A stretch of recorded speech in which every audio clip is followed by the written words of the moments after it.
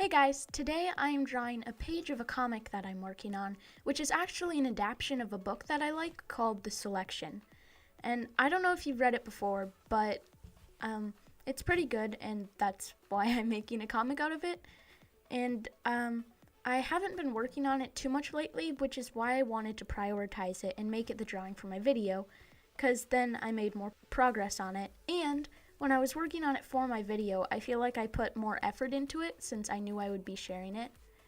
And that kind of leads me to say that I do want to share this comic with you guys, but I'm wondering if you would like me to wait until it's completely done, which is going to be like a year-ish, and just have me post once a day once it's done, or if you want me to start posting it now and do it more like once a week. So just let me know down in the comments, or if I can figure out how to get a poll, I will do that. But anyways, yeah, just tell me what you think, and I will do whatever you think. Or I'll do what I want, I don't know. But I should start talking about what I'm drawing. So what I do for when I'm planning a comic page, I usually do one page of comic for like 1 to 3 pages of the book. And so I read through that part and then I thumbnail it in my sketchbook, which is really rough, as you can see right there. And then that helps me plan out where the panels are. So when I start out drawing it on my computer, I just really quick digitally lay out the panels and then I sketch out everything.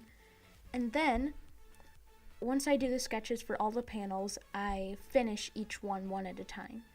And so I like having all the sketches done so I really know where everything's going to be laid out, and it's helpful for me.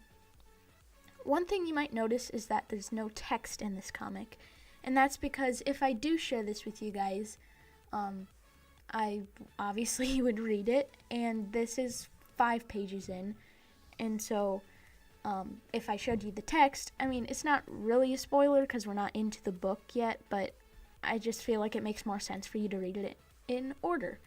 So that's why there's no text. But if you see like there's big blank spaces where there probably should be a background but there isn't, that's because that's where the text would go. And here's what it looks like with the text bubbles, but just not the text, so then you can see where that goes.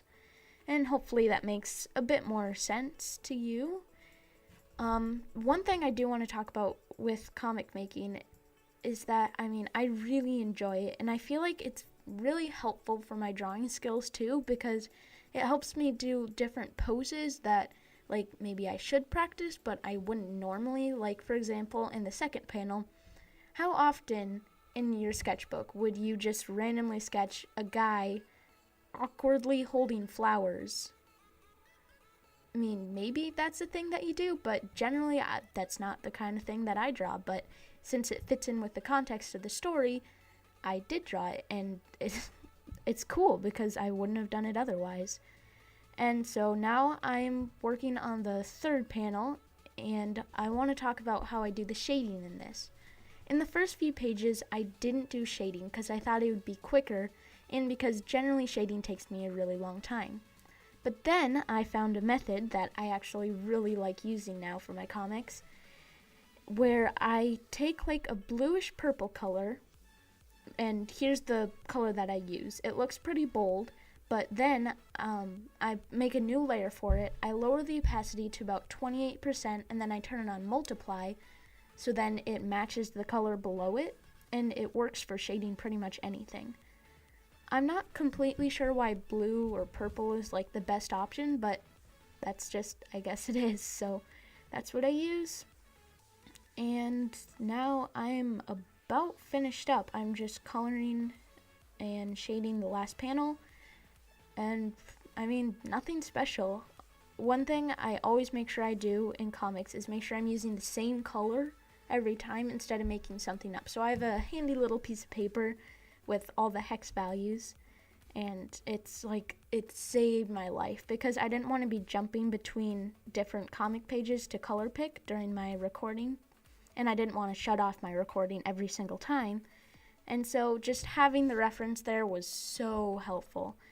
And here's the finished comic page. If you want to see it with words very soon, just let me know down below.